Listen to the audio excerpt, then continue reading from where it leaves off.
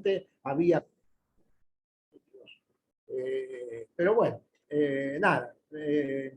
Y en el grupo estaba Felipe Piña, que no pudo venir a ese encuentro, pero que después yo encontré en alguna oportunidad, una vez en la Feria del Libro, donde presentaba un libro, lo encontré, otra vez estuvo en la Universidad de Avellaneda, donde yo fui alumno hasta hace muy poco, porque hice la licenciatura, porque yo soy profesor del Joaquín B. González, de los institutos de profesorado. Yo soy profesor, siempre fui profesor de escuela secundaria,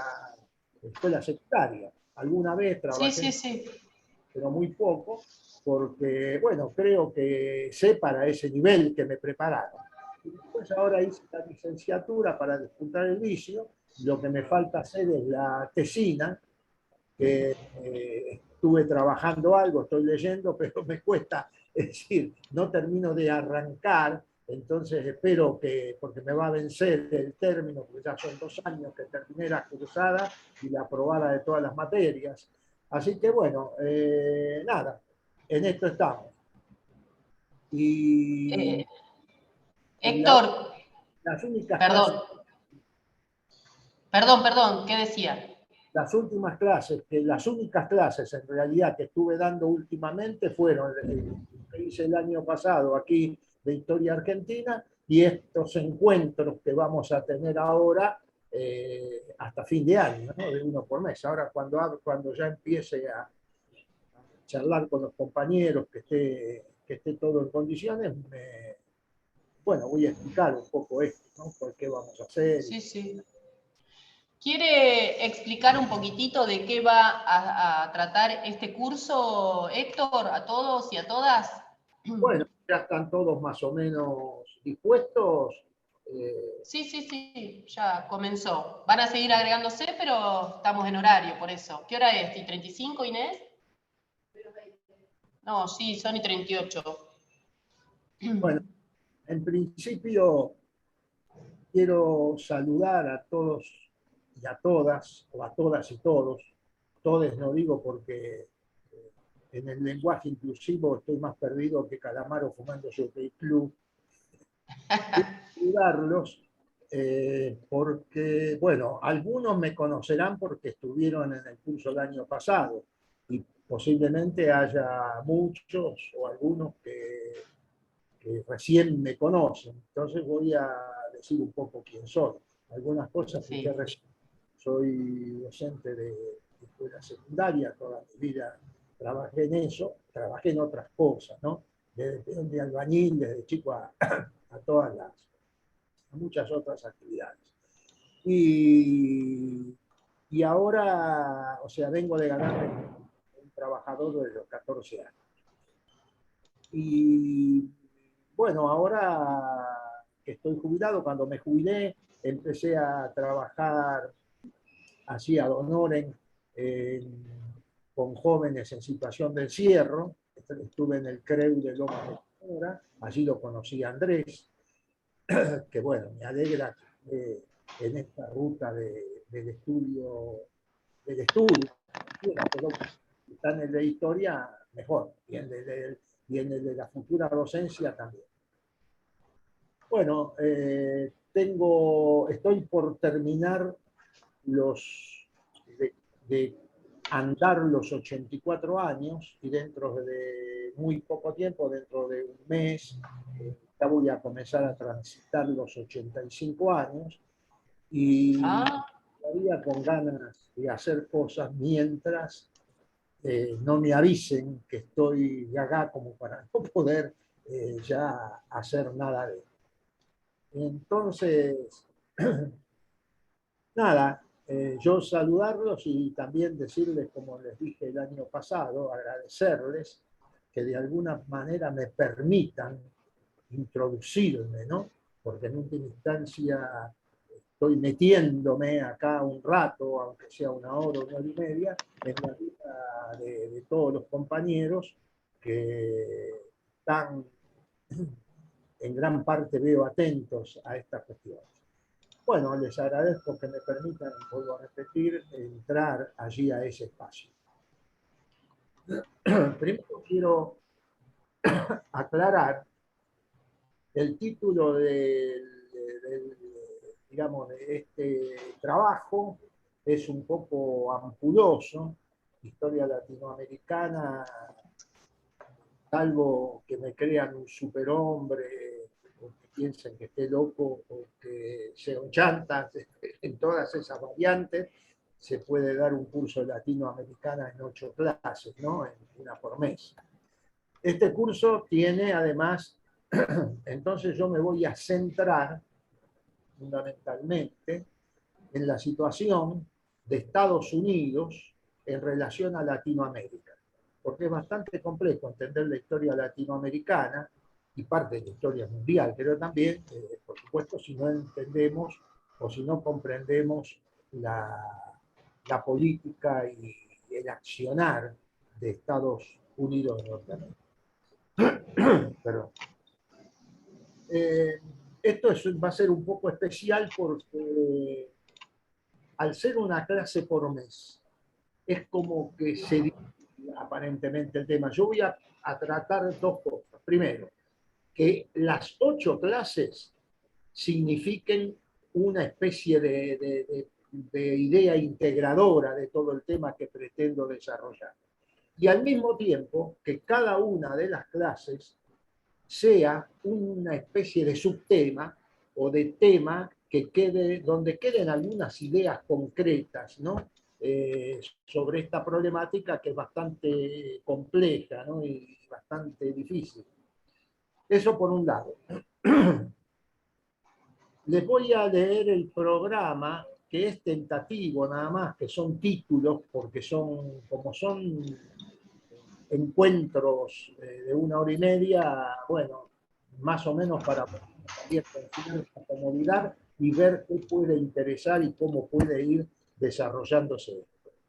Tendríamos consideraciones generales, el origen de las ideas de superioridad y el destino manifiesto de parte de Estados Unidos. Segundo, las ideas de superioridad y la expansión territorial. 3, la importancia de Latinoamérica en la geopolítica estadounidense. Cuarto, de la política del garrote a la del buen vecino. Quinto, la mano de Estados Unidos en las dictaduras genocidas de América Latina.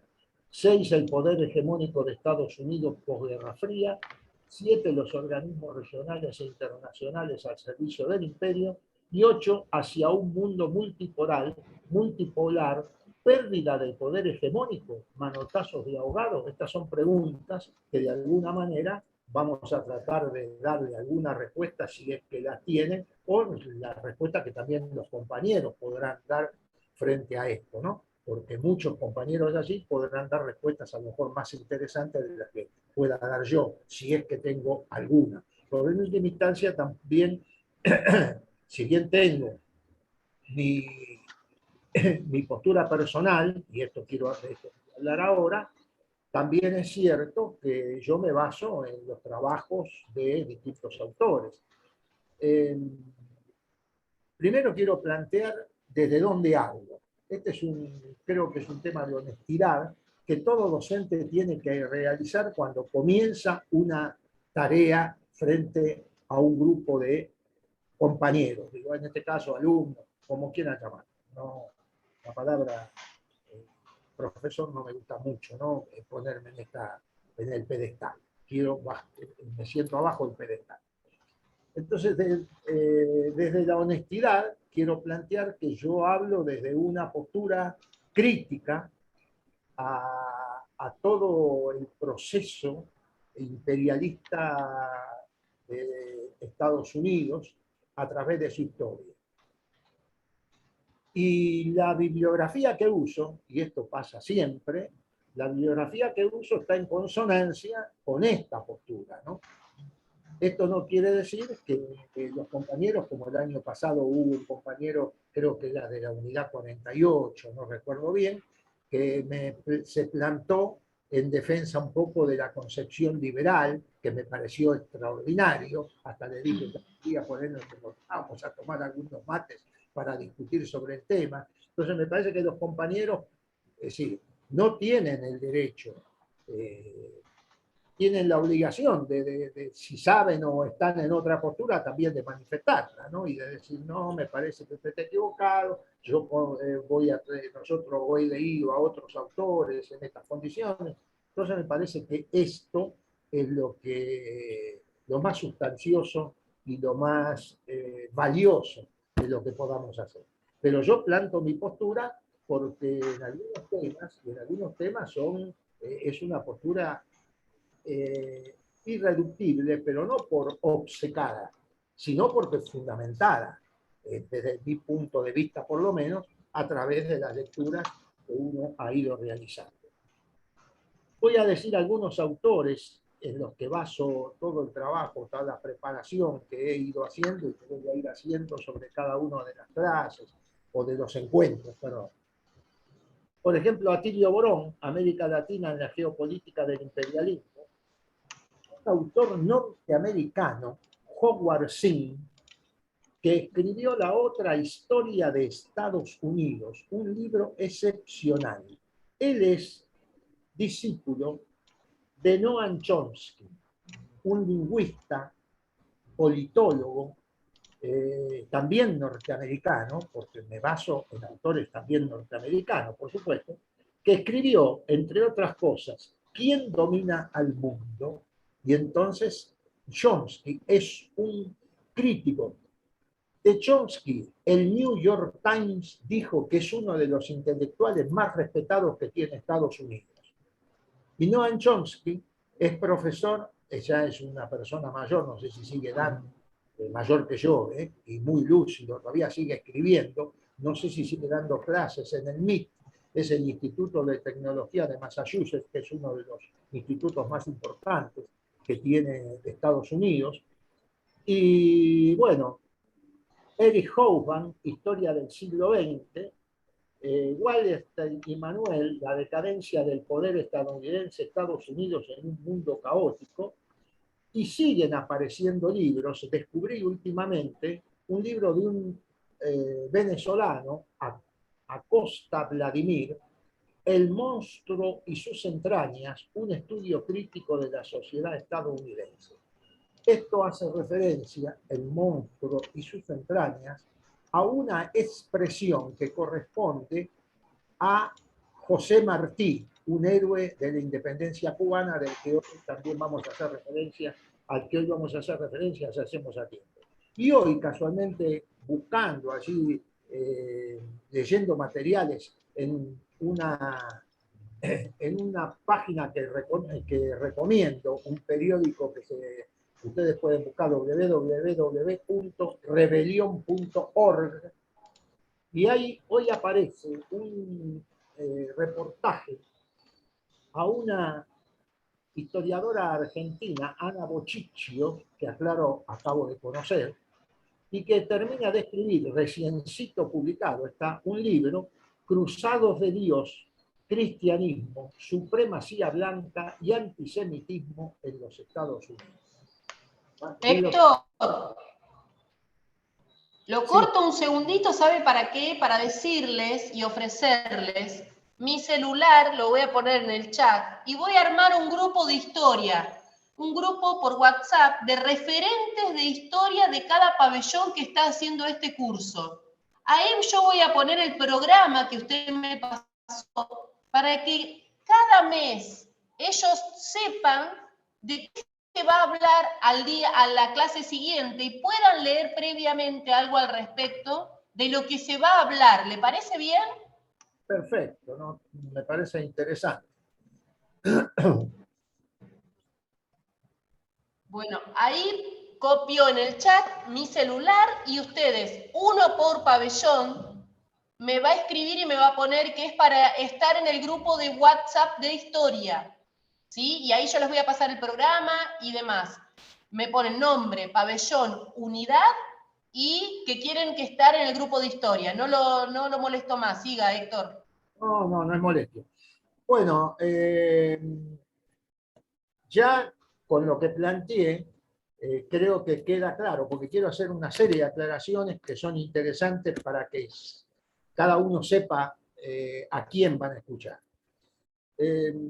una de las cuestiones que creo que queda clara es que, por supuesto, no soy objetivo, entre comillas. Soy honesto en el análisis, porque no hay objetividad en el análisis de las ciencias sociales. El docente que les dice, miren, yo soy objetivo, ¿no? O no sabe lo que dice o miente, una de las dos. El otro elemento vinculado a esto es que alguno me puede decir, pero hermano, con toda esa bibliografía, con lo que nos está, porque los títulos de estos libros, algunos indican, ¿no?, qué es lo que quieren, qué es lo que van a decir. Con esa bibliografía lo que estás haciendo es política. Y yo les digo que sí, que es seguro.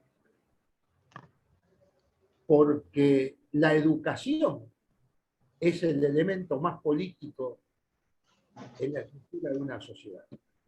Tanto es así que si ustedes leen algo sobre las distintas dictaduras argentinas, lo primero que tocaron cuando llegaron al gobierno fue la educación. O intervinieron las universidades, o molieron a palos a los profesores, como pasó en la época de Onganía, con la llamada La Noche de los Batones Largos, o hicieron desaparecer docentes, como en la época de la última dictadura. Entonces, me había desaparecido todo, me asusté, como con la tecnología. Estoy perdido, dije, bueno, soné, borré todo. No, se me había corrido el mouse. Bueno, entonces, lo que voy a tratar de hacer es, por supuesto, fundamentar muchas de las cosas que digo a través de lecturas. En la historia, cuando yo estudiaba, hablaban de texto vivo a esto. Eso se perdió. Son lecturas breves para reforzar o para fundamentar algunas cuestiones que yo vaya planteando. Otra de las cosas que quiero señalar es el tema de las palabras. Las palabras encierran conceptos y los conceptos tienen significados.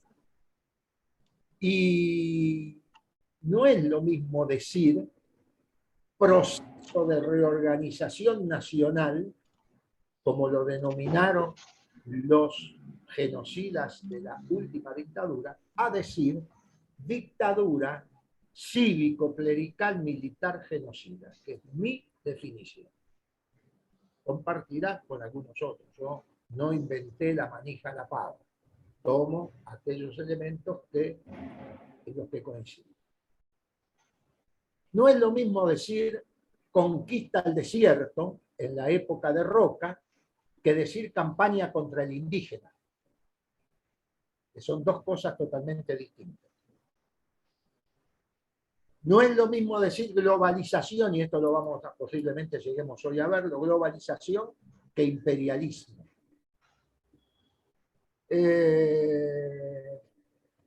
Bueno, estas aclaraciones previas,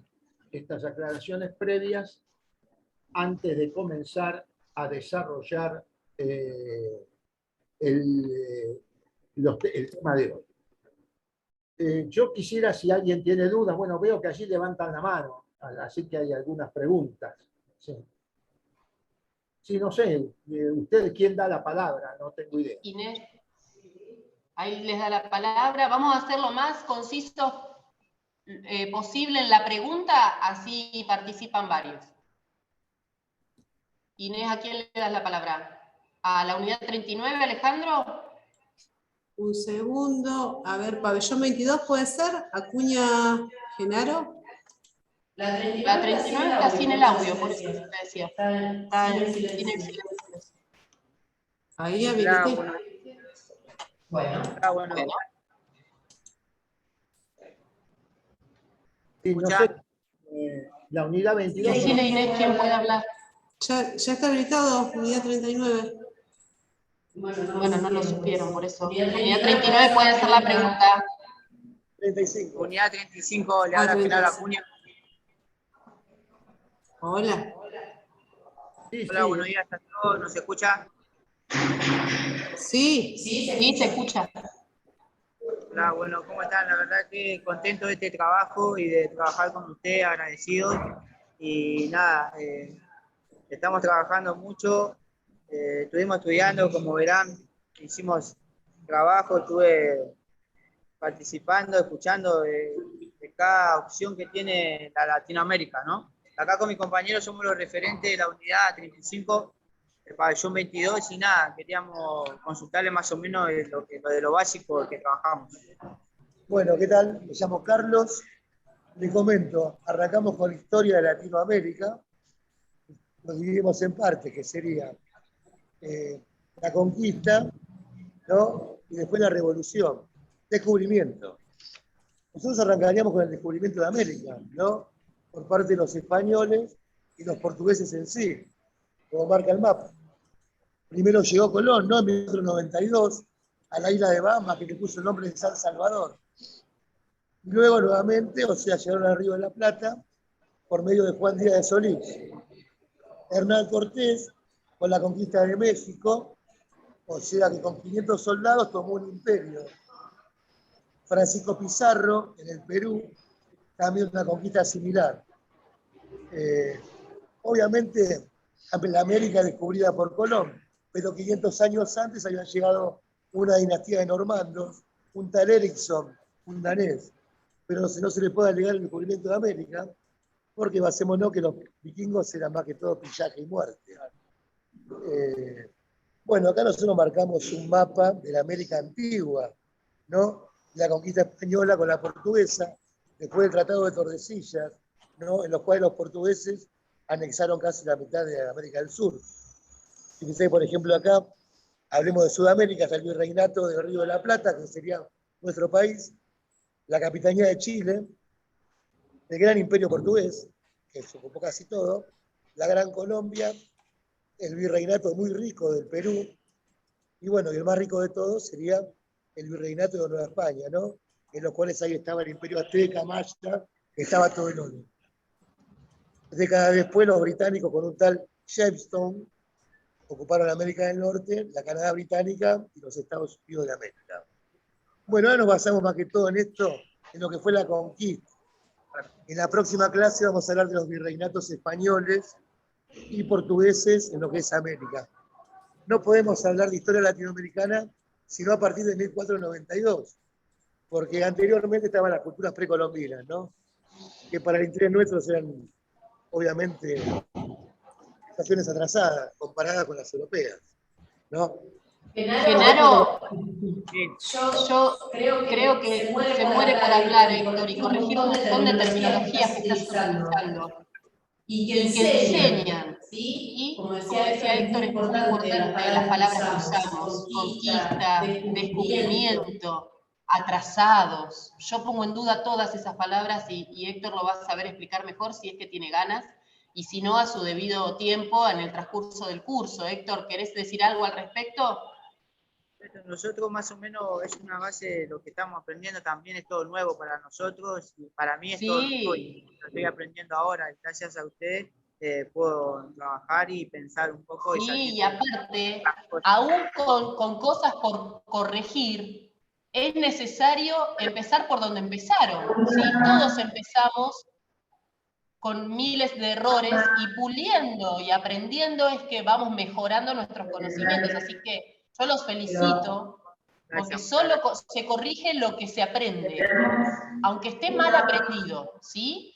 Si no, no tenemos que corregir. Así que yo los felicito, quiero destacar eso. Gracias. Pero este curso les va a servir muchísimo para corregir esas terminologías, a mi entender, bastante erróneas, pero que otra vez los felicito, porque no se podría corregir algo si no se lee o no se cree como que está bien aprendido, ¿sí? Héctor, ¿querés decirles algo a los muchachos? Yo Gracias. me encanta igual que hayan leído, obvio.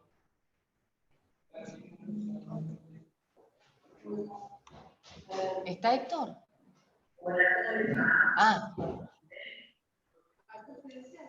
Ah, Acá está, sí. No, porque estaba ahí mudo. está.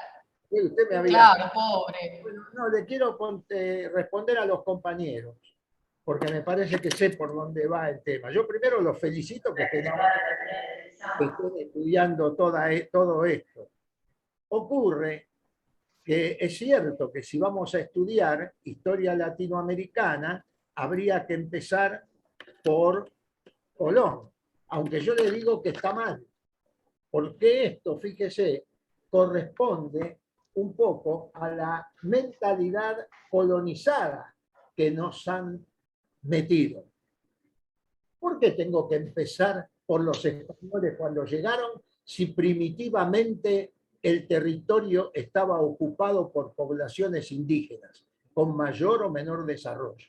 Entonces, cuando yo hablo de historia argentina, generalmente si yo digo, hagamos, y esto a la mayoría de la gente, a lo mejor, no decimos, bueno, vamos a hacer un curso de historia argentina.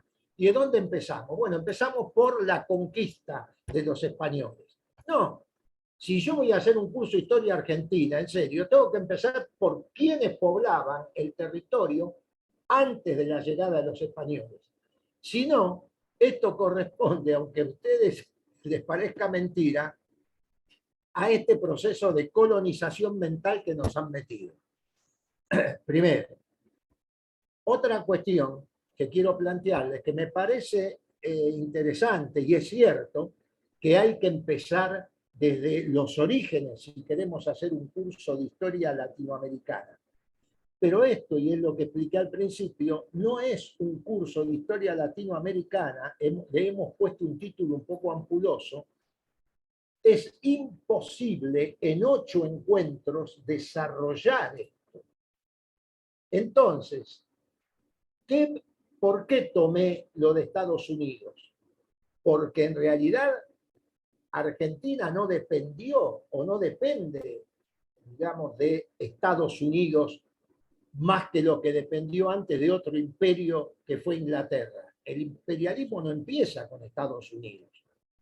Pero bueno, como tenemos que cortar para poder desarrollar temas que medianamente puedan ser entendibles, entonces en 8 encuentros yo pensé desarrollar estos temas. De allí la elección y de allí a que es imposible, aunque me es correcto lo que ustedes dicen, de que hay que empezar desde los orígenes para estudiar historia de Latinoamérica. Bueno, no sé porque hay otras preguntas. Me interesa porque se hace movido, a pesar de que, bueno, los temas que tengo que desarrollar quedan después en el aire por un momento. Bueno, no sé a quién le da la palabra. Hay 3 manos levantadas, yo veo por lo menos. ¿Y a quién le das la palabra, Inés? Unidad 3. Unidad 3, pabellón 5. Ahí, San Nicolás, preparados para preguntar. Vuelvo a felicitar a los muchachos de la unidad 35, Genaro a la cabeza, ¿eh? Cómo estudiaron y leyeron para preguntar bien. Hola, buenos días, ¿me escuchan? Hola. Hola, buenos días Claudia, buenos días Héctor.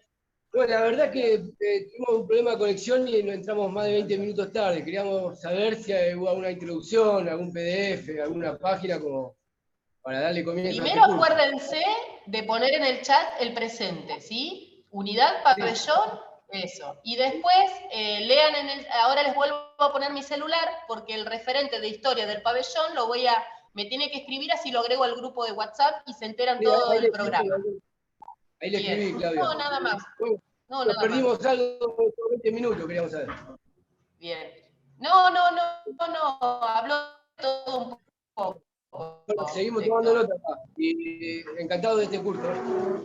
Estamos esperando en un ratito, también se va a conectar Felipe Piña, pero todavía no se conectó. Bueno, muchas gracias. Un abrazo, un abrazo. Bueno, queda creo A ver, que... ¿a quién le damos ahora? ¿A la unidad 39 o Diego de Leo? Para que hagan una preguntita. Inés. 9. Muy bien, unidad 39, ¿qué pabellón es? Unidad 39. Hola, buenos días. ¿Me escuchan? Buen día.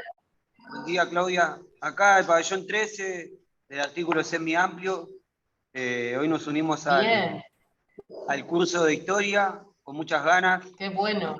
Saludos a los Los chicos. felicito. ¿Cómo están los chicos? Los felicito. Muy bien, vamos por el estudio. ¿Están en el pabellón? Estamos en el pabellón, los módulos. 13. Módulo 13. Perfecto, en el módulo. A ese módulo no fui, tengo que visitarlos cuando vaya a Ituzaingó. El artículo del 132 y 134. Perfecto. Bueno, muchachos, acuérdense de poner el presente. ¿Y Bueno. qué pregunta quieren hacer? Ahí. ¿Cómo iba a ser el curso? Claro. ¿De qué se trata? Los días Va a ser que el cuarto martes de cada mes. Sí. Cuarto martes de cada mes, siempre a las 12:30 del mediodía, de 12:30 a 14, ¿sí? Y con el mismo link hasta que yo avise que lo tenemos que cambiar. Hay veces que nos piden cambiarlo, el mismo enlace para ingresar, ¿sí? El cuarto martes de cada mes, acuérdense.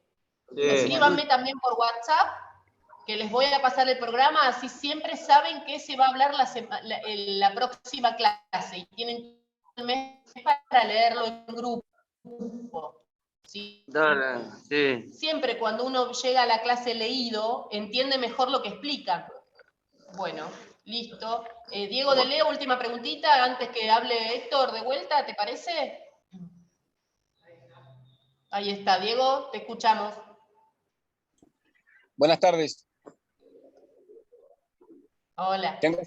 Hola, ¿qué tal? Buenas tardes. Primeramente, bueno, darle gracias por la oportunidad de poder ser parte, no solo al ver, escuchar, sino al poder hablar, ¿verdad? Y estaba viendo, en realidad estaba escuchando el tema de lo que es historia latinoamericana, y yo recuerdo haber estudiado en algún tiempo, unos años atrás, la historia latinoamericana desde el profesorado de geografía, que hice la mitad, y se hablaba de un primer pantallazo sobre Lucy, que cruzaba a través de Asia por el canal de Bering a lo que es América del Norte, y ahí empieza el poblamiento de lo que es América, primeramente. O sea, cuando hablamos de la colonización, estamos hablando de miles de años de diferencia en comparación con la historia propiamente dicha de Latinoamérica y el cambio de lenguas y todo eso. Por eso quería preguntarle al profesor que estaba hablando sobre que nuestra visión está muy basada en lo que tiene que ver la colonización. O sea, nosotros empezamos a hablar de historia, pero cuando yo había estudiado no hablábamos de colonización, hablábamos de un genocidio europeo sobre la cantidad de indígenas que había acá en el continente americano. Era un descubrimiento, y era un Una continente cultura milenaria que había. Pero ya estaba descubierto, lo que pasa es que no al nivel europeo, porque de hecho tengamos en cuenta que Colón tampoco quiso llegar a América, él quiso dar la vuelta por las Indias porque no podía cruzar. O sea, hay una cuestión ahí Héctor, mucho ¿es verdad que Colón murió pensando que había llegado a la India? Sí. Sí. O sea que no solo que no sabía, no quería ir a América, sino que nunca se enteró hasta que se murió, nunca supo que había llegado a un continente que nunca habían ido. De hecho, Magallanes le pasó exactamente lo mismo, pero no es que no habían ido, volvemos a lo mismo, hay varios miles de años de diferencia entre los primeros habitantes de América Latina, mínimo 2.500 años de diferencia. Si antes de Cristo también había gente acá en América, antes de Cristo también había gente en América, lo que pasa es que, claro, como dicen, esta tal indígena Lucy pasó a través del canal de Bering, cruzando la isla que está en el medio, entre Alaska y Rusia. Entonces, precisamente ahí se genera el primer puente, depende de la época del año, entre Eurasia o Europa, Asia y América. Y es a través de eso que viene. Por eso me gustó que lo que decía el profesor, que nosotros tenemos la visión postcolonizadora. Y precisamente claro, creo que cuando nosotros empezamos a entender lo que realmente hizo Colón, no nos queda la tranquilidad de que se hayan dado bien las cosas. En realidad fue un genocidio. ¿Cómo dice el tema, Diego? ¿Cómo dice el tema? Si la historia la escriben los que ganan, claro, eso quiere decir que hay otra historia. ¿Tenemos la, claro, o no? Tenemos la historia de los que en ese momento aniquilaron y se quedaron con el continente, ¿no, Héctor? Siga usted. Sin duda, sin duda. Fíjense que yo hoy di unos ejemplos por ejemplo, cuando dije conquista del desierto o campaña contra el indígena. Tal cual. En el caso de América, están los que hablan de genocidio, porque verdaderamente se cometió un genocidio, y están los que hablan de encuentro de culturas. Entonces, cuando se habla de encuentro de culturas, se le da o se rompe esa concepción del genocidio. Porque si es un encuentro de culturas, bueno, se dio en la forma en que se dio y de alguna manera hubo mutuo beneficio, entre comillas. Entonces, es evidente que acá también juega el tema de lo que decía antes, de las palabras, de los conceptos, de los significados de las palabras y de estos conceptos, ¿no? Para este tema y para otros también, por supuesto. Bueno, yo no sé si ya preguntaron todos, continúo o empiezo, mejor dicho, a desarrollar. Ahí en la unidad 17, bajen un poquito la cámara, que parece que hay varias personas, pero no se las puede ver, vemos el techo. Oh, ahí te veo, Bertolotto, perdón. Walter, Héctor Walter Bertolotto es el director de Cultura y Deporte del Servicio Penitenciario Bonaerense, con el que articulamos todas las actividades que van para los pabellones, para las chicas y los chicos detenidos. Así que, Walter, si querés decir unas palabras, no sé cuánto hace que estás, recién te veo. Son muchas pantallitas, por suerte. Para que de ahí te sacan el audio, el silenciado. Está como Walter Bertolotto, Inés. Ahí está, la unidad 17, muchísimos hay. Qué bueno, los quiero ahí, ¿eh? Cuarto martes de cada mes. Muy bien. Filmen, por favor, filmen mientras escuchan al profesor un videito chiquitito y me lo pasan por celular. Después lo difundimos para que vean que estudian. Los que quieran hacerlo, después me lo pasan por celu. ¿Walter está desmuteado? Acá estoy. ¿Me escuchan? Ahí está. Gracias por estar, Walter. Bueno, quería saludarlas y agradecerle a Héctor como a los muchachos que se nota que han estudiado bastante. La verdad que yo soy profe en educación física, pero la historia es una de las materias que más me apasiona. Es importante saber de dónde venimos, cuáles son los acontecimientos que nos han traído a vivir la actualidad que estamos viviendo. Así que, bueno, agradecerle a Héctor que es tan claro con los conceptos y obviamente un espacio más que en la que todos, por más que hayamos leído, hayamos estudiado la materia en la facultad, siempre algo nuevo para aprender tenemos, ¿no? Como el caso de los muchachos que recién habían hecho un trabajo de investigación y también había algunas cosas para retocar, pero me parece perfecto. Veo que hay mucho entusiasmo, muchas manos levantadas, de que festejo este evento, festejo este encuentro. Y bueno, se los agradezco a los muchachos que lo aprovechen, porque es una instancia de aprendizaje muy importante. Y bueno, agradecerle a Claudia por el espacio que me da también y por todas las actividades que venimos haciendo juntos. Así que nada más, estoy muy contento de estar participando en esta actividad, por eso me quedé enganchado, me conecté apenas empezó el Zoom, y 32 creo que eran, así que tengo casi la presencialidad de todo lo que se viene diciendo. Los vengo siguiendo muy atentos. Yo, Walter, con lo que acabaste de decir, viste que uno mira el pasado estudiando. Héctor, a ver si coincide. Para cuando una porción de la población es estigmatizada y prejuzgada en muchos sentidos, mirar el pasado por cada una de esas personas que son señalados, mirar el pasado les permite entender no solo el presente, sino también que ese presente se construyó por nuestra historia personal y el contexto sociocultural donde crecemos. Este último, el contexto sociocultural, nos constituye, nos posiciona y en muchos casos nos determina. Es por eso que a muchas personas las reposiciona a comprender el contexto sociocultural que precede, porque van a pasar a ver con claridad que se los culpabilizó de manera errónea como únicos responsables de condiciones estructurales que padecieron desde que nacieron.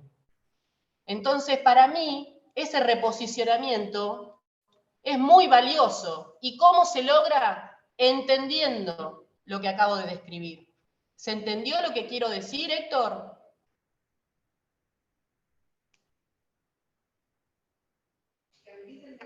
Habilite el micrófono, Héctor. O yo me entiendo, pero fue un trabalenguas. Ahora está bien, sí, coincido.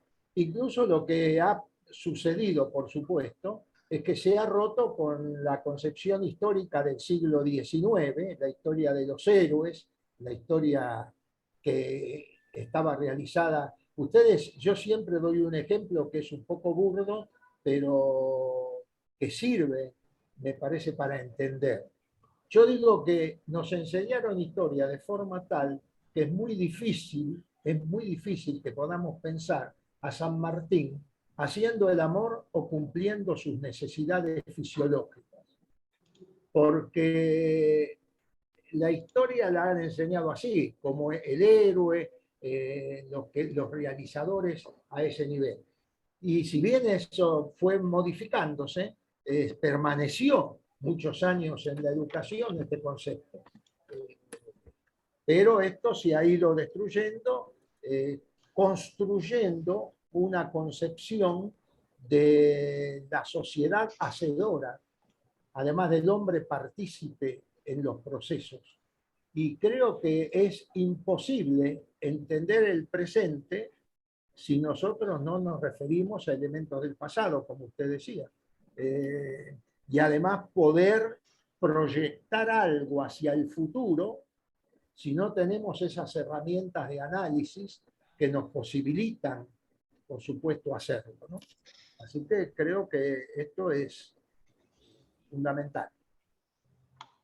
Qué lindo toda la gente que está, ¿eh? Yo los quiero volver a ver el cuarto martes de mayo, por favor. Qué lindo. Muchísimos hay, Héctor. Sí, veo que hay mucha gente y pabellones con muchos compañeros. Clau, ¿no? Sigue, Walter. No sé si vale la pena aclarar, porque también hubo una confusión con el tema del curso de arbitraje, que hay meses en los cuales hay más de 4 martes. Por eso no es el último, es el cuarto. No, es el cuarto de cada mes, no es el último. Porque muchos lo toman como último. Entonces no quería dejar pasar la oportunidad de aclararlo.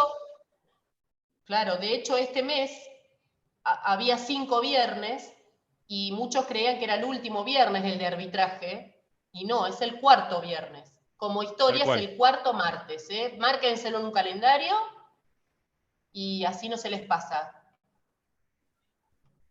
Está bien, Walter, buenísimo. Buenísimo. Y no, eso de que también poder comprender el contexto en el que se dieron los sucesos es muy importante, como decía Héctor también, que por ahí nosotros hemos recibido un aprendizaje de la historia sobre próceres que eran perfectos o que no cometían errores, y sin embargo, bueno, no quiere decir que está bien o que está mal. Lo que quiere decir es que también hay otras situaciones en las que han vivido nuestros próceres o las personas que formaron parte de la historia o fueron protagonistas de la historia. Y está bueno poder ampliar ese conocimiento a través de los distintos conceptos que se vayan advirtiendo. Con respecto a Felipe Piña, soy un seguidor bastante ahora fanático, se estará por digamos. meter, me dijo que tenía una grabación, pero se estará por meter. Así que tengo también una expectativa muy grande. Así que no quiero interrumpirlo a Héctor, que es el que tiene la palabra autorizada, así que nada más que saludarlos. Y gracias por la oportunidad de hablar y por la oportunidad de participar. Gracias. Gracias a vos. Bueno, entonces voy a comenzar a analizar críticamente algunos mitos para que esto sirva para tener un panorama sobre la problemática que vamos a ir tratando. Aquí puedo dar ejemplos y hacer lecturas que correspondan a personajes de hace muchísimos años o incluso de la actualidad, lo que voy a tratar de ir ejemplificando. Estados Unidos, uno de los mitos es que han sido o son los campeones de la democracia. Bueno, vamos a tratar de romper este mito. Primero, podríamos decir, como dice el autor venezolano que yo señalé, Vladimir Acosta, que fue una dictadura étnica, porque ellos fueron partícipes de un proceso esclavista muy prolongado y que se definió, y no se definió del todo, en realidad se definió con una guerra civil y le costó la vida a un presidente, ¿no? Después vamos a hablar de algunas cuestiones relacionadas con esto, con este mito de los golpes de Estado. Estados Unidos apoyó todas las dictaduras en Latinoamérica. A casi todos los golpes de Estado no se lo conoce en el momento, pero años después, cuando se desgraban o cuando se dan a conocer documentos del Departamento de Estado, allí empiezan a aparecer todos los elementos que muestran lo que muchos autores denuncian en el momento en que el hecho ocurre. Hay una expresión que se le atribuye al presidente Franklin Delano Roosevelt, pero que en realidad fue dicha previamente a él por su secretario de Estado, Cordell Hull. Al secretario de Estado, cuando le mencionaron en una oportunidad lo que era Trujillo, un dictador de la República Dominicana, diciéndoles, y perdón por la expresión, pero vamos a usarla no como fue dicha y no con el lenguaje de género, le dijeron: Trujillo es un hijo de puta. Y Cordell Hull les dice: sí, pero es nuestro hijo de puta. Esto lo repite el presidente Roosevelt relacionado a los Somoza, en realidad a Anastasio Somoza García, el padre del último de los Somozas, que ellos fueron presidentes tres, ¿no? Somozas, que dijo en un momento también: es un hijo de puta, pero es nuestro hijo de puta.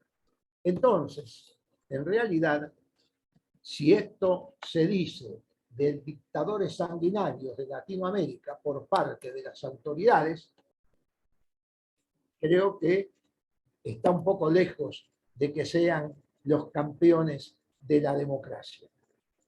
Y vamos a utilizar también algo que, porque la historia no se hace con todos los elementos, documentos, ¿no? Y lo que únicamente lo que escribieron los historiadores. Hay un periodista argentino, hijo de un periodista que transmitía los partidos de Boca, de Bernardino Veiga, Gustavo Veiga, que para mí es de primer nivel, que comenzó como periodista de fútbol, pero que hace periodismo en general y escribe con cuestiones políticas, y entonces hace referencia a lo que, como, por ejemplo, actualmente, como siempre en realidad, o hace muchos años, pero actualmente se está utilizando también, al fútbol como elemento que cubre determinadas circunstancias. Por ejemplo, en Qatar, que es un emirato, por supuesto, nada democrático, es donde se va a realizar esta próxima Copa Mundial de Fútbol, ¿no?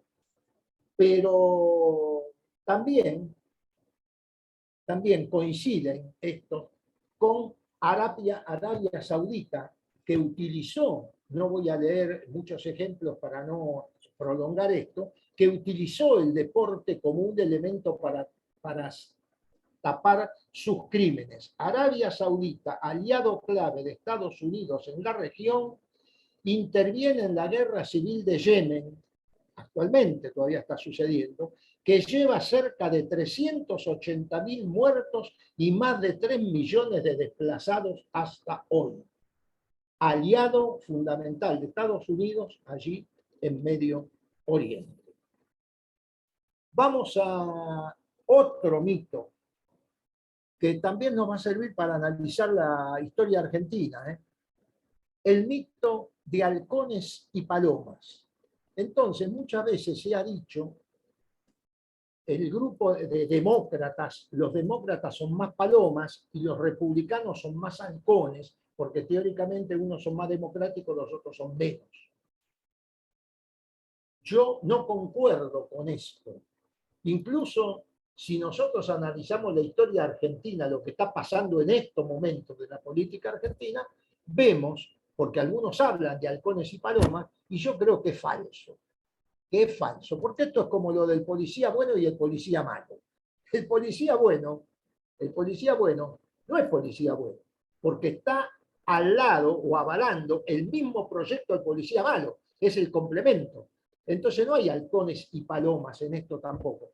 Sí, podemos hablar de algunos presidentes con mayor sensibilidad humana, qué sé yo, Jimmy Carter en Estados Unidos, pero sin embargo tampoco queda bien parado en este libro que yo señalaba de Howard Zinn, que es un estadounidense que escribe este libro, La otra historia de Estados Unidos. Y voy a dar algunos ejemplos. Eisenhower, que fue presidente entre el año 53 y el año 61, en el año 60 le encarga a la CIA, a la Central de Inteligencia, armar grupos de mercenarios en Honduras con el objeto de invadir Cuba. No se realizó durante la época de Eisenhower la invasión que fue la de Bahía Cochinos, que le fue mal, ¿no? Es una derrota estadounidense en manos de los cubanos, porque ellos pensaban que cuando iban a atacar, el pueblo cubano se iba a levantar en contra del proceso revolucionario, y eso no sucedió, y fueron derrotados inmediatamente. Pero ¿quién realizó la invasión? El presidente siguiente. ¿Quién fue el presidente siguiente? Kennedy. John Fitzgerald Kennedy, que gobernó entre el 61 y el 63. Entre el 61 y el 63, John Fitzgerald Kennedy fue el que realizó esa invasión. Era George Fitzgerald Kennedy. Está con el nombre, ¿eh? No es presidente católico, pero además era demócrata, no era republicano. O sea que la invasión la había organizado un republicano y la termina o la realiza, la ejecuta un demócrata. Tiene el nombre. Como fue Kennedy. Y además, transgrediendo, a mí se me... Sí, lo vi yo, Felipe. Hola, no sé si me está hablando. Hola, Héctor. Héctor, disculpe que lo interrumpí, pero acaba de entrar el historiador, querido, bueno. Admirado, Bueno. el mejor para mí de toda la Argentina, de nuestro país, Felipe Piña, Héctor, su ex alumno. Hola Felipe, gracias por entrar, por meterte al curso, por estar. Un placer y una enorme alegría verlo al querido Marrese, del que tengo los mejores recuerdos. Bueno, gracias. No, por favor. Bueno, no sé, quisiéramos cómo sigue esto, pero yo... No, Felipe me había comentado que le gustaba la idea, que a mí también me gustó, de interactuar con vos, Héctor, con respecto a la historia latinoamericana y dar un recorrido de los acontecimientos más importantes que creen ustedes entre los dos, hacer un intercambio entre ustedes dos, que son los que saben, al respecto de eso. ¿Puede ser? Bueno, por supuesto. como dijeron en ese encuentro de latinoamericanos que se hizo hace poco, latinoamericanos y europeos, como dijo, voy a ser telonero de los Beatles. Sí. No, no es para tanto, no es para tanto. Pero bueno, qué lindo estar acá. Un saludo grande a toda la gente que nos está mirando. Y bueno, aquí estamos. Para Bueno, lo que quieran. Felipe, te quiero poner en contexto porque si Dale, no, dale. por supuesto el título de este proyecto es un poco ampuloso, ¿no? Historia latinoamericana, nadie en 8 encuentros puede dar historia latinoamericana. Entonces yo lo que hice fue tomar un tema, y el tema que tomé es el imperialismo norteamericano en Latinoamérica. Claro. Entonces, porque si no, y además, como son encuentros, uno por mes, Claro. se divide un poco esto. Entonces, que sea todo el tema, digamos, todo el desarrollo pueda ser una especie de cursillo. Pero al mismo tiempo que cada encuentro deje una serie de ideas concretas que el que no va a estar en algún otro encuentro no lo pueda ver, esto no sea perdido ni quede en el aire, digamos, no quede allí colgado como sin solución de continuidad. Esa es la idea. Por eso te quería explicar un poco esto, porque a lo mejor si te guiabas por el título, ibas a pensar. Muy amplio, es muy amplio. Hay posibilidades. Soy un superhéroe, soy un loco, un chanta. Querer ganar Latinoamérica. Bueno, pero hay que ponerle un título a las cosas, está bien, ¿no? Bueno, yo lo que estaba haciendo en este momento era romper algunos mitos, por lo menos para mí, ¿no? Porque el primero fue el de campeones de la democracia de Estados Unidos. Totalmente. Lo que fue una dictadura étnica, de alguna manera no era una democracia, era las dictaduras. Esa expresión famosa de Roosevelt, es un hijo de puta, pero un hijo de puta nuestro, o sea, apoyando a dictaduras. Hablando de Tachito Somoza, ¿no? Bueno, y ahora me estaba refiriendo, y bueno, me refería a Gustavo Veiga, porque les decía que la historia se fabrica con todos los elementos que...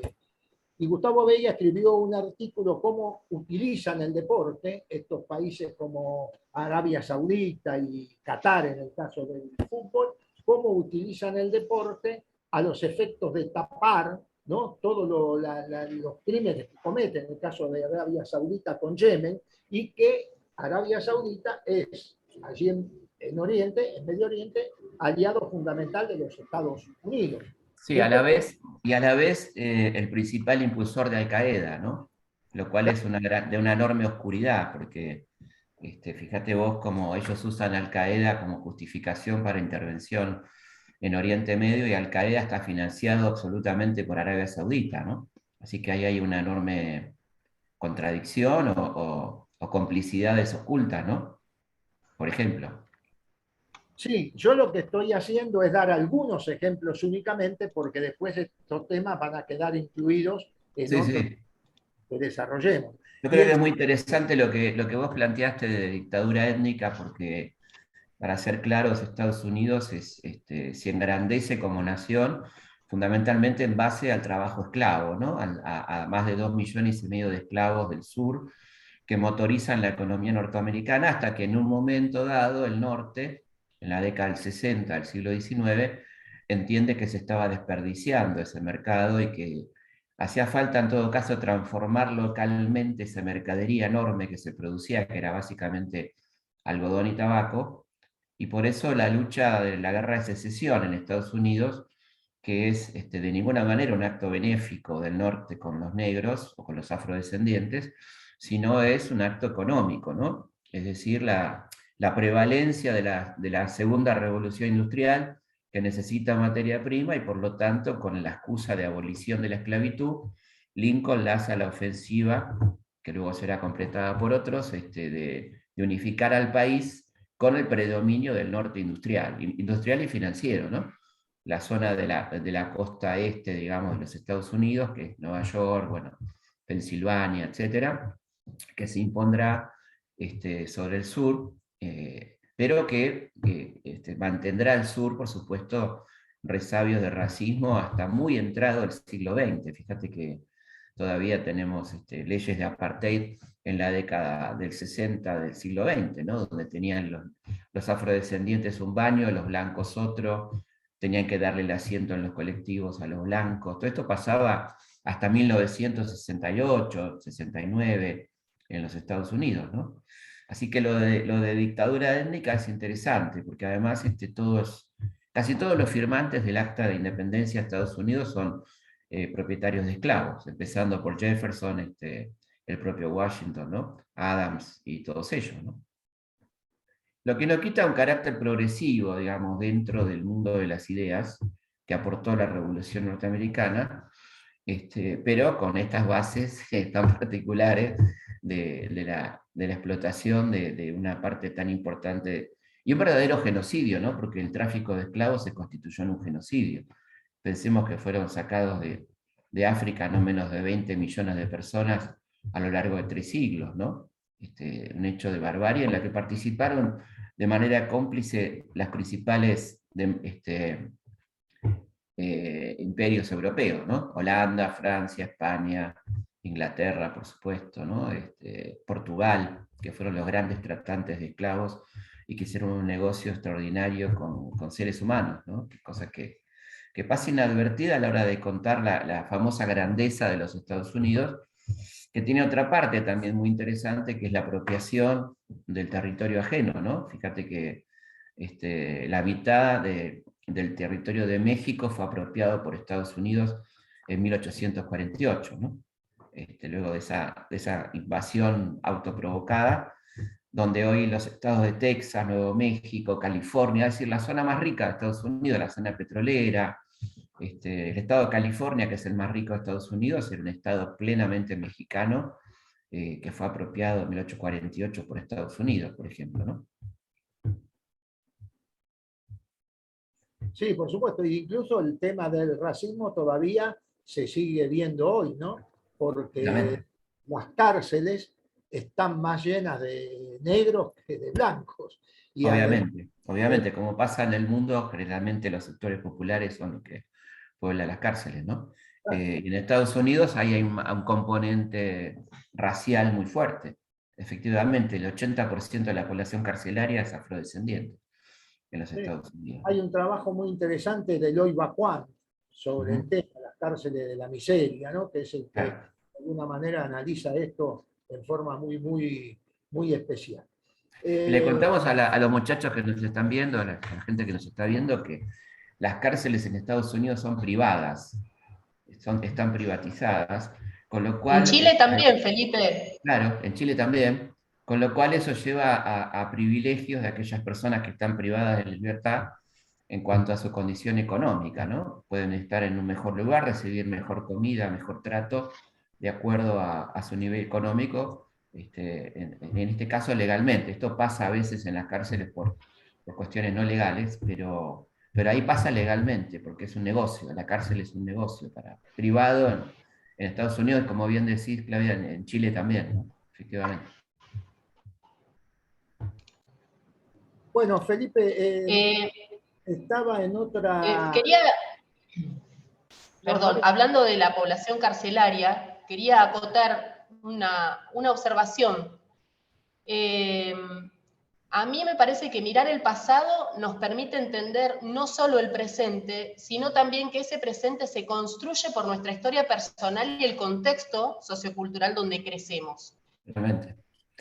Este último, para mí tiene mucha importancia en la población carcelaria, porque el contexto sociocultural, cuando entendemos que nos constituye, nos posiciona y en muchos casos nos determina, al comprender, nos reposiciona, porque pasamos a ver con claridad que se los culpabilizó de manera errónea como únicos responsables de condiciones estructurales que no eligieron.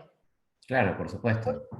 Por eso la historia para mí en esta población tiene para mí mucha importancia, y insisto, el año pasado con Héctor dimos historia argentina, ahora historia latinoamericana, por esto que acabo de explicar, Felipe y Héctor, ¿no es cierto? Por supuesto, las condiciones sociales son determinantes de quién va Sí. a la cárcel y quién no va a la cárcel, ¿no? Digamos, esto es bastante así, independientemente de las responsabilidades individuales de cada uno, o de lo que hayan cometido, pero Sí. evidentemente hay un sesgo social muy fuerte en quién va a la cárcel y quién no va. Creo que también acá hay algo muy importante, quién no va a la cárcel, ¿no? Habiendo Sí. cometido crímenes tremendos y habiendo vaciado el país o habiendo robado bancos o cosas de montos muy superiores a los que habitualmente sufren las condenas, ¿no? Así que sí, claramente, es un sistema que lo estudió muy bien Michel Foucault, ¿no? Hace muchos años, un sociólogo francés que hablaba de esto, ¿no? De cómo la sociedad decide quién va y quién no va, y a quién privilegia y a quién no, ¿no? Claramente. Sí, y ese reposicionamiento, Felipe, tiene mucha importancia para cómo yo veo al prójimo. Después que yo Sí, yo creo entiendo... que quiero retomar algo que dijiste vos en torno a quién cuenta la historia, ¿no? Porque, por supuesto que en general lo que nos hacen creer es que es una historia ajena, ¿no? Que si vos naciste pobre no tenés nada que ver con la historia porque ningún pobre hizo historia, ¿no? Este sería un poco el legado del poder, de la historia liberal argentina, donde hay un grupo de iluminados que hicieron la historia y los demás, en todo caso, colaboraron mínimamente y no merecen siquiera ser mencionados. Entonces, esa narrativa de la historia que se corresponde con la narrativa periodística que te va contando el presente, te automargina, uno siente que no tiene derecho en definitiva, ¿no? Uno está acá porque, bueno, porque está, ¿no? Pero uno no es nadie, porque eso es lo que te dicen, que es una frase tremenda, no ser nadie, ¿no? Los nadies, que ya están en Martín Fierro, lo de los nadies, ¿no? Él lo dice, por supuesto, a esta vigilar y castigar de Foucault, muy bien, dice Andrés, de la unidad 9. Fíjate que los nadies que vos seas nadie, implica que vos no te sientas sujeto de derecho, ¿no? Sino simplemente una persona, objeto de cosas, ¿no? Donde vos no tenés capacidad de decisión, no tenés derecho a tal o cual cosa, sabés que te va a tocar siempre lo peor o que vas a estar postergado. Esa es un poco la educación, ¿no? La educación del poder, que creo que es la que uno trata de combatir permanentemente, ¿no? Artigas decía una frase muy linda, ¿no? Nadie es nadie, ¿no? O sea, no es verdad que alguien sea nadie, todos somos algo, ¿no? Y todos somos personas con derechos. Entonces, creo que ahí lo que vos decías es muy importante. ¿Desde dónde contamos? Teniendo en cuenta la importancia de la historia, que no es una materia del secundario, la historia nos constituye, ¿no?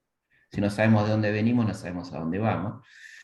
Y un gran autor que se llama George Orwell, que la gente que nos está viendo habrá visto alguna vez o sabe, conoce el Gran Hermano, el programa de televisión Gran Hermano, es sacado de esta novela de Orwell, que él lo ponía en términos dramáticos, en una sociedad de control donde todos éramos vigilados por cámaras de televisión. Y él lo llamó el Gran Hermano, que luego se convirtió en esta serie de televisión, ¿no? El control permanente de cámaras que te van observando. En ese libro, Orwell dice, quien controla el pasado, es decir, quien narra la historia, controla el presente. Quien controla el presente, controla el futuro, ¿no? Es decir, fíjate la importancia que tiene la historia. Ahí había recibido una persona que decía el estigma de salir de prisión y lo difícil que es la reinserción. Efectivamente, esto no termina con la privación de libertad, ¿no? Continúa con una sociedad que estigmatiza a ciertos sectores sociales, por supuesto. Pero no quiero monopolizar la palabra, perdón. Felipe, aprovecho para contarte que Andrés, el que escribió de la unidad 9, es una persona que está detenida, está en tercer año de la carrera universitaria de profesorado de historia por la influencia de Héctor Marrese cuando él estaba en Instituto de Menores. Claro. Y Héctor fue su profesor. Esto tiene un mensaje muy importante para todas y todos. Es muy importante lo que hacemos, lo que decimos, y lo digo con respecto a las personas que están privadas de libertad y sus hijos. ¿sí? Por Todo supuesto. lo que hagan tiene influencia sobre las personas que están criando fuera o dentro de una cárcel. Totalmente. Si Lo ustedes le primero comentan que están haciendo... Ah, perdón. No, Sí, no, sí, sí. no, es la misma línea, ¿no? Lo primero que ataca el sistema es nuestra autoestima, que incluye Sí. a nuestros seres queridos, ¿no? Cuando dañamos a un ser querido, nos dañamos a nosotros, eso tengámoslo muy en claro, ¿no? Hacerle daño a la persona querida es una forma de dañar lo que más queremos, y a eso nos lleva incluso este sistema tan violento, ¿no? La violencia que vivimos internamente es reflejo de la violencia exterior que padecemos a veces de manera invisible, pero cotidianamente, ¿no? El que te cierra la puerta en la cara, el que no te da bola, el que no te saluda, el que te discrimina. Y eso es un germen de violencia que uno generalmente, en esta sociedad donde no nos permiten educarnos a veces o acceder a ciertos niveles de cultura, nos lleva a agredir lo que más queremos, lo más cercano, ¿no? Y eso es tremendo, eso pasa mucho. No solamente en los niveles sociales bajos, digamos, o socioeconómicos bajos, pasa en todos lados, porque la primera posibilidad de agresión es con uno, con su propia salud y con los seres que lo rodean, ¿no? Esto es tremendo lo que provoca esta sociedad tan tóxica en la que vivimos, ¿no? Por eso tenemos que estar muy atentos a cuidar y a cuidarnos, ¿no? Independientemente de los contextos que son muy duros muchas veces, ¿no? Sí. Héctor está callado como si fuese que usted no sabe. No, ¿Hablo yo o cómo no va a hablar usted? ¿Cómo no vas a ver Marrese, por favor? no podemos Yo hablar les todo. comenté, Felipe, que vos lo conocés a Héctor Marrese desde tu adolescencia, de la escuela. Sí, de un Y que momento tenías muy un hermoso, excelente de un momento concepto. inolvidable de mi vida, que fue cuando nosotros teníamos, en aquel momento yo tenía 14 años, era el año 1973, y en el contexto del cambio y la vuelta a la democracia, después de la dictadura de la NUCE, tomamos el colegio y pudimos elegir rector, y lo elegimos a Héctor, que fue para nosotros un maestro inolvidable. Duró poco aquello, como las cosas buenas duran poco, sobre todo en Argentina, pero tengo yo y todos mis queridos amigos sobrevivientes de aquella época, tenemos un recuerdo de gran afecto y gran admiración por Héctor, ¿no? Una persona... Bueno, gracias. Me sigo encontrando igual, con el que tengo contacto más es con Ricardo Rajendorf. Claro, sí, sí, el patán, ¿cómo no? Claro.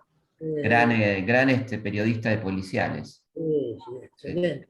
Sí. Así que bueno, en algún momento también lo vamos a invitar a que participe. Por supuesto. Bueno, te pongo en tema, yo te digo cómo había encarado esto. Comencé hoy a analizar críticamente algunos mitos, ¿no? Y el primero era como campeones de la democracia. El segundo, y quisiera que opines, el que para mí no existen halcones y palomas. Y esto yo lo estoy aplicando también a la política nacional. Es Sí, decir, claro, por supuesto. es falso. Sí, halcones y palomas es las dos caras de la misma moneda, ¿no? Es como el policía malo, policía bueno, digamos. Es ejemplo es lo mismo. Hay como una división de tareas en donde uno hace una cosa, el otro hace otra. Y en Estados Unidos siempre fueron halcones, ¿no? Palomas hubo muy pocas. Yo creo que, para decirlo rápidamente, la única paloma que se me ocurre relativamente, ¿no? Fue el presidente Carter. Bueno, y sin embargo, yo decía que no sé, o por supuesto lo conocerás, Howard Zinn, en la otra historia de Estados Unidos, maravilloso. Carter le hace críticas muy serias, ¿no? No, claro, yo lo decía dentro del contexto del único tipo que podemos decir que tuvo algunos rasgos, de hecho no fue reelecto, ¿no? Algunos rasgos de cierta humanidad y de preocupación por América Latina, a la vez que se estaba llevando adelante el Plan Cóndor, ¿no? De preocuparse por los derechos humanos en América Latina, que marcó una diferencia con su predecesor, Ford, y con su sucesor, nada más y nada menos que Ronald Reagan, ¿no? En ese sentido lo decía, pero Paloma no era, por supuesto que no era Paloma, desde ya. Yo daba el ejemplo incluso de que el republicano Eisenhower había ordenado la preparación de la invasión a Cuba, y la concreta Kennedy, claro, que también es considerado uno de los demócratas. Una paloma, una palomita. Sí. La historia, sí. y bueno, y la concretó Kennedy. Y después incluso con Carter, algunos ejemplos cuando el Shah de Irán genera en el 78 una represión terrible. Uno de los que lo llama para felicitarlo es Carter, ¿no? Claro. Cuando Oscar Romero, que es el arzobispo que después fue asesinado, Oscar Romero le envía una nota diciéndole que no mande a El Salvador más armas. Por supuesto, él desoye, sigue mandando a Estados Unidos armas y terminan, por supuesto, fusilándolo a Romero, ¿no? Sí, sí. Sí, y Estados Unidos lo que tiene son intereses permanentes, ¿no? Sí. Estamos hablando, vos nombraste justamente Irán, que era una zona muy sensible de producción de petróleo. Veníamos de la crisis del petróleo, ¿no? Y por lo tanto era fundamental para Estados Unidos consolidar su poder en la región, ¿no? Y por supuesto Centroamérica, que siempre fue considerado el patio trasero y el lugar de influencia absoluta de los Estados Unidos, lo que ellos llamaban el Mare Nostrum, ¿no? El Caribe y Centroamérica, que eran zonas de indiscutible posesión para Estados Unidos, ¿no? Así que sí, yo creo que lo de Paloma lo decía dentro del contexto, que Howard Zinn lo señala y que rescata quizá algunas cosas de Roosevelt, fundamentalmente en política interna, ¿no? Que fue el tipo que más a la izquierda estuvo en los Estados Unidos dentro de la política interna, ¿no? Franklin Delano Roosevelt, que fue un populista para el pensamiento norteamericano, y que fue un tipo que hizo una reconstrucción de los Estados Unidos por fuera del modelo capitalista clásico, ¿no? Con mucha intervención estatal, ¿no? Con mucha preocupación por los desocupados y todo eso, pero con una política exterior que mantenía la idea del imperio, ¿no? Desde ya, por supuesto. Y el otro de los mitos que también quiero hacer referencia para mí es como defensores de los derechos humanos, ¿no? También ellos se han planteado siempre como defensores de los derechos humanos, pero verdaderamente han apoyado a todas las dictaduras, no solo de Latinoamérica, y han apoyado intervenciones criminales, incluso presidentes como Obama, que llegó a recibir el Premio Nobel de la Paz. Sí, al mes de asumir, una cosa rarísima, porque el tipo acababa de asumir y le dieron el Premio Nobel, ¿no? O sea, ¿cuál era el motivo para darle el Premio Nobel a Obama? O sea, no estaba muy claro, ¿no? Sí, bueno, y también lo recibió Kissinger, ¿no? Que fue el gran asesino, el gran autor intelectual y material del golpe contra Salvador Allende en Chile, ¿no? Henry Kissinger, que recibió el Premio Nobel de la Paz. Efectivamente. Y fíjate que el Premio Nobel de la Paz no se lo dan a Gandhi, y se lo dan a Kissinger. Qué curiosidad, ¿no? Qué curioso esto. Al más grande pacifista de la historia no le dan el Premio Nobel y se lo dan a Kissinger. Es como para no pedir para nadie el Premio Nobel. Claro, sí. Sí, sí. Acá tuvo un efecto muy benéfico. Sí. El Premio Nobel de la Paz a Adolfo Pérez Esquivel, ¿no?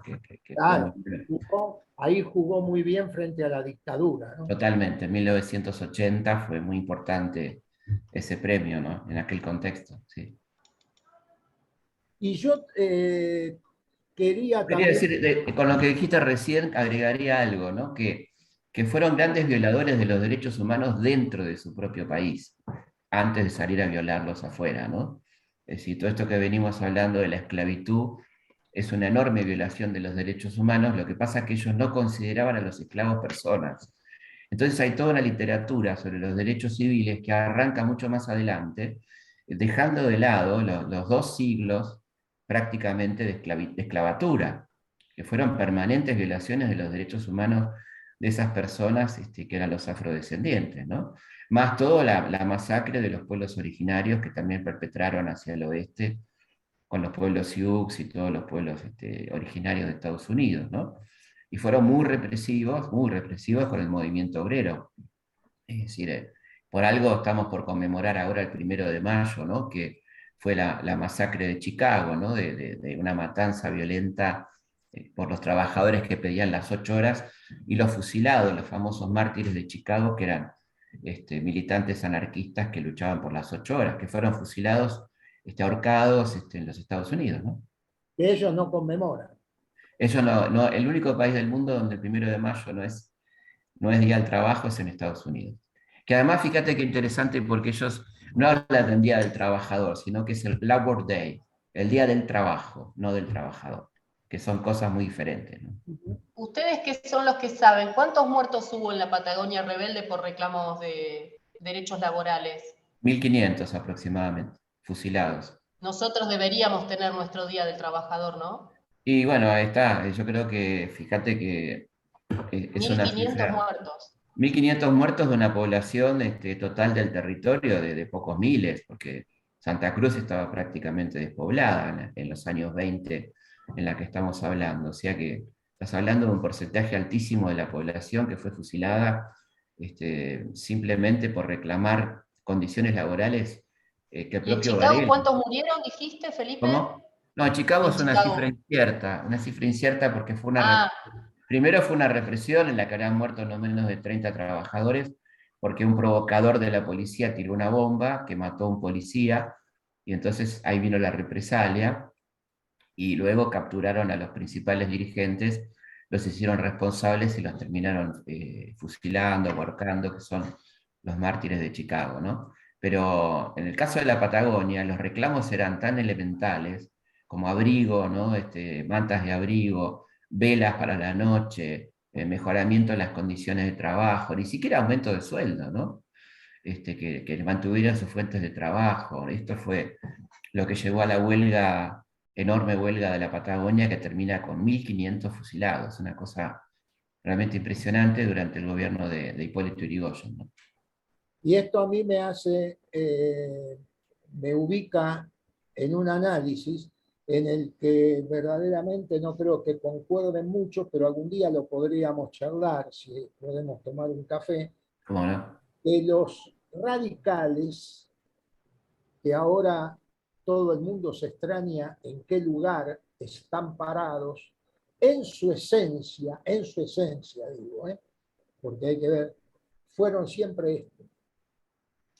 Sí, hay claramente un fenómeno muy interesante en el radicalismo que tiene una raíz plebeya, una raíz de Alem, digamos, ¿no? El hijo del mazorquero y que luchaba por el derecho al voto y todo eso, pero rápidamente el partido va a ser cooptado por la oligarquía, ¿no? Que mete gente muy importante como Pueyrredón, como Alvear, como Saguier, que se transforman en los verdaderos dueños del partido, ¿no? Y que van a marcarle la cancha a Irigoyen más de una vez y que van a estar en el gobierno muy cómodamente, por ejemplo, con Alvear, que era el representante de estos sectores, ¿no? El llamado radicalismo de sangre azul. En cada momento que hubo, digamos, dificultades, los radicales que verdaderamente fueron progresistas se fueron del radicalismo. Sí, o fueron ninguneados, ¿no? Fueron ninguneados como Moisés Levenson, o gente muy interesante que tuvo el partido y que fueron ninguneados, marginados, ¿no? Por la conducción radical, claramente. Como pasó en los 30, por ejemplo, donde el radicalismo termina avalando el fraude electoral, ¿no? Después de una Me atrevo a decir que llevado a la actualidad, como Moró o Leandro Santoro. Claro, gente que se va del partido, en definitiva, ¿no? Termina yendo. Bueno, ahora asistimos a una derechización inédita, ¿no? En el radicalismo. La conducción actual del radicalismo es una conducción de ultraderecha, diría yo, ¿no? Cosa que no era habitual en el radicalismo. Siempre mantenían ciertas formas democráticas, o por lo menos sí, los inquebrantables, dice en realidad 35. Bueno, porque claro, pues la famosa frase que se rompa pero que no se doble, que decía Alem, ¿no? Que era un tipo muy interesante, Alem, un tipo teórico muy interesante que, bueno, de hecho se suicida con una enorme desazón y muy enojado con su sobrino, ¿no? Hipólito. Adelante los que quedan, dice, ¿no? Y es una carta durísima, la carta del suicidio de Alem, que ve cómo ese partido está empezando a negociar con el poder, cuando él planteaba la famosa intransigencia revolucionaria, ¿no? Es decir, no negociar hasta que no haya una ley electoral sana, que la gente vote, y todo eso, ¿no? Muy bien, y yo como tenía como última, porque lo que hago, Felipe, te explico, es a los compañeros, a los efectos de fundamentar algunas de las cuestiones que digo, leer directamente algunas breves líneas sobre lo que dicen los autores, sobre algunos temas, Perfecto. los investigadores serios, o algún documento.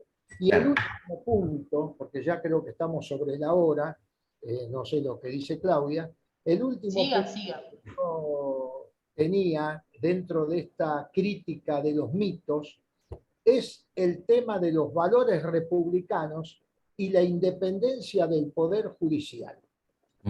Y esto sirve, yo quería leer unos renglones, si no te parece mal, por favor. no para vos por supuesto, pero que marca y sirve también para el análisis de lo que ocurre en nuestro país.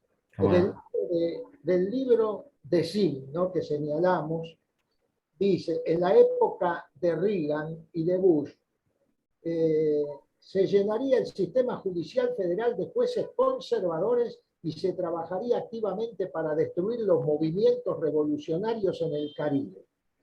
Y después dice lo siguiente, en el otoño de 1991, Reagan y Bush ya habían copado más de la mitad de las 837 magistraturas federales y habían nombrado un número suficiente de jueces derechistas como para reconvertir el Tribunal Supremo. Y este tribunal, por supuesto, así compuesto, volvió a la pena de muerte que un tribunal liberal había eliminado, volvió a actuar contra el derecho al aborto que había sido reconocido justamente por los dos últimos jueces liberales que se jubilan al poco tiempo y nombran a un juez negro, que a veces uno dice, bueno, Clarence Thomas, que había sido acusado por violación por una secretaria y sin embargo lo nombran en el Tribunal Supremo. Yo quería dar estos datos, ¿no? Sí, claro. Es tremendo, ¿no? Y a partir de ahí la Corte Suprema de Estados Unidos sigue siendo tremendamente conservadora y es, bueno, los tipos son las personas más poderosas del país prácticamente, ¿no? Tienen un poder extraordinario, ¿no? Todos millonarios, ultramillonarios, y con escasísima sensibilidad social desde ya, ¿no? Por supuesto. Bueno, esto era lo último. ¿Les parece que dejemos que pregunten a alguien? Por ejemplo, como siempre erróneamente decimos compañeros, y hay mujeres detenidas, quiero darle la palabra, ¿te parece, Inés, que le demos la palabra que hay un pabellón femenino que está pidiendo preguntar? ¿No? Ahí está, unidad 52.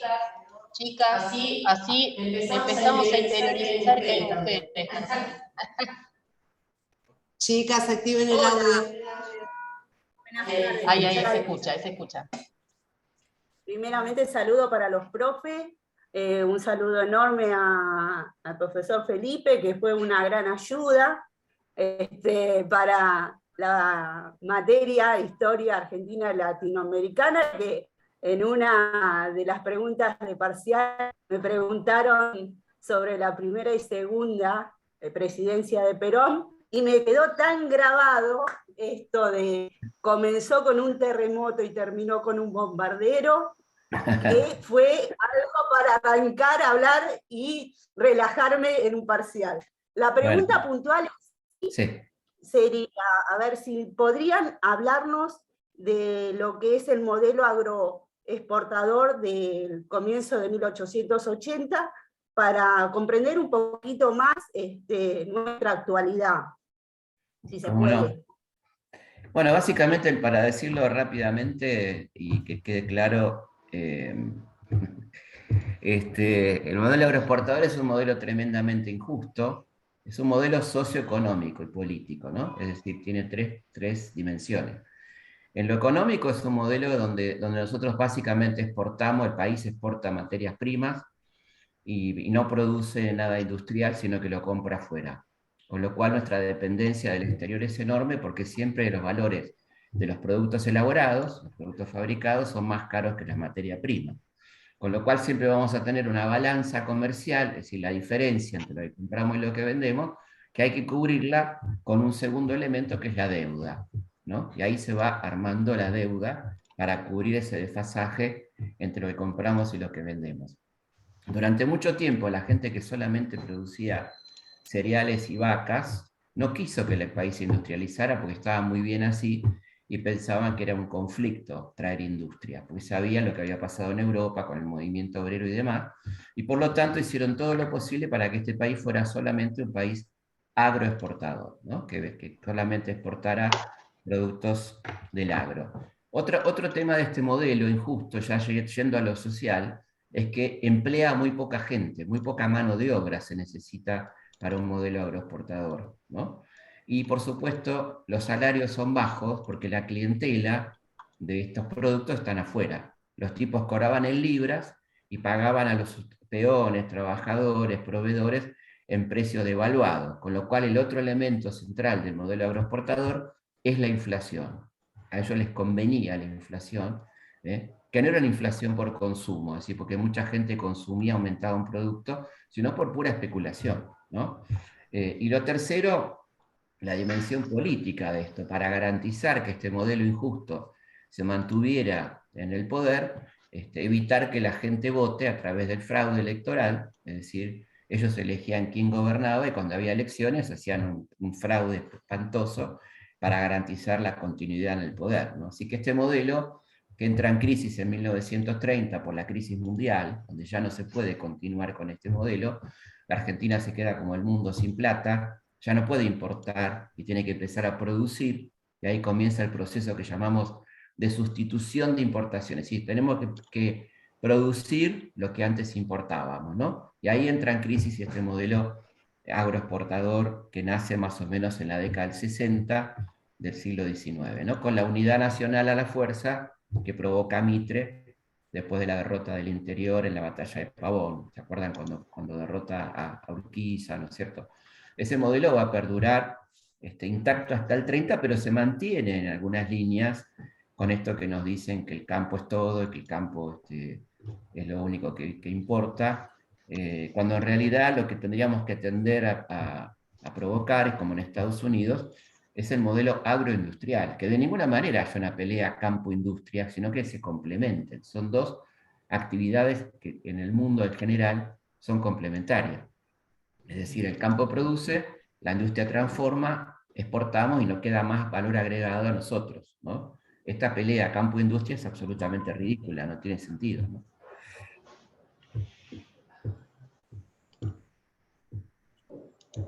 Bueno, ¿hay alguna pregunta más?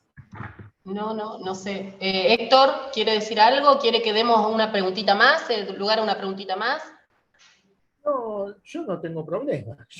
Pedimos la palabra. Pabellón 21, unidad 35. A ver, qué pobre, nos llenaron de carteles ahí.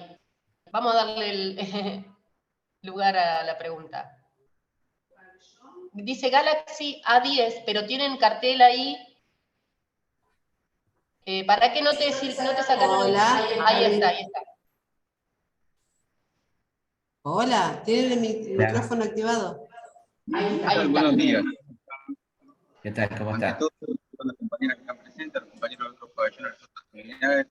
No se escucha bien, a ver. Intenta de vuelta. ¿Ahora me escuchan? Ahora sí. Te decía que ante nada saludaba a todos los presentes, a las compañeras y a los compañeros de todas las unidades que están presentes, vía Zoom, y al profesor Gerson Marrete y a Niña, y por supuesto a vos también, Claudia. Buenos días de acá de la Unidad 35 Pabellón 21. No se te está escuchando bien de vuelta, pero se te escuchó bien hoy. No sé qué hiciste. A ver. No se escucha. Ahí se me Ahí. Bueno, ahora sí entonces. Sí. Ahí se escucha.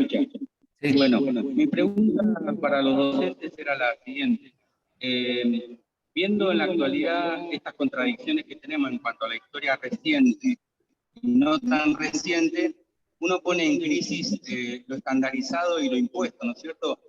Lo decíamos con anterioridad, la historia la escriben los que ganan, la historia la escriben las clases dominantes, la historia, hay otra reversión que nos gustaría examinar, y mi pregunta iba hacia, ¿qué fue actualmente, porque estoy fuera de contacto de ese tema, qué fue del Instituto de Revisionismo Histórico, el Instituto Dorrego, porque había sido desactivado? Me parecía una herramienta y un instrumento institucional para hacer revisionismo histórico y comparar estas versiones, de alguna manera escritas por las clases dominantes, por las élites ilustradas, y en contraste con el aprendizaje o lo popular a lo que podemos llegar a tener acceso, y a los manuales estandarizados que de alguna manera nos cuentan y nos siguen recontando la reversión escrita por las élites y las clases dominantes, ¿no es cierto? Quería saber qué había sido del Instituto de Revisionismo Histórico Manuel Dorrego, que preguntaba a los doctores.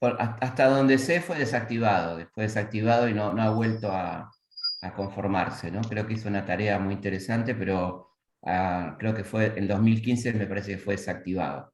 Eso es lo último que sé del Dorrego.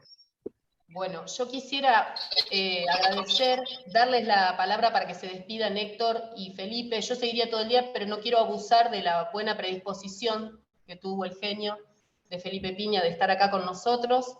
Simplemente lo último que voy a decir yo, y así se despiden ellos, es que tiene mucha importancia que ustedes sepan por qué el pobre es pobre, porque son una porción de la sociedad que son prejuzgados, estigmatizados, y que como que son los peores de los peores, y cuando se enteran por qué uno es pobre, por qué el rico es rico, se empiezan a desligar de muchas responsabilidades que se les adjudicaron erróneamente. Y eso habla y eso revierte la autoestima, el reposicionamiento. Y no es menor, como decía hoy Felipe, el autoestima que nos inculcaron y que logramos obtener después que nos enteramos todas estos que no son pormenores de nuestros orígenes y de nuestros porqué, de qué somos producto, ¿sí? Cada historia personal que es producto de algo mucho más macro, y la historia hace que la autoestima mejore de ustedes porque los reposiciona y porque los ubica con más claridad de nuestra procedencia.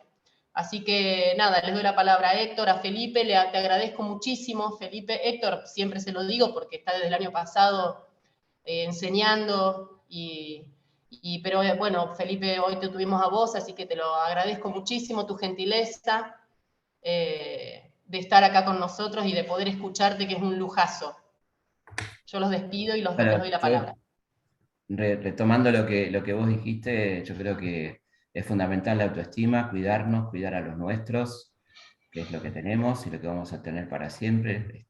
Lo más importante, los afectos, hay que cuidarlos, no hay que agredirlos, son justamente lo más lindo que tenemos, ¿no? Eso es algo que a veces el sistema nos lleva a una situación espantosa en la que no tenemos que caer. Bueno, y acá les quiero mandar un abrazo grande, gracias por la atención, y cuando quieran aquí estaré, con muchísimo gusto, y un placer el reencuentro con mi querido maestro Arrese. Ya nos debemos un cafecito en cualquier momento, vamos a tomar.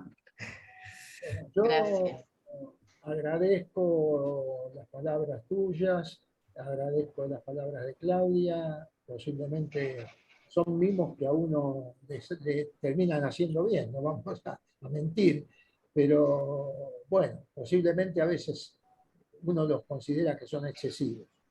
Y de alguna manera pedirle disculpas a las compañeras, que digo siempre compañeros, lo que ocurre es que es un artista evolucionado, entonces, pero bueno, es para ellas también, cuando digo...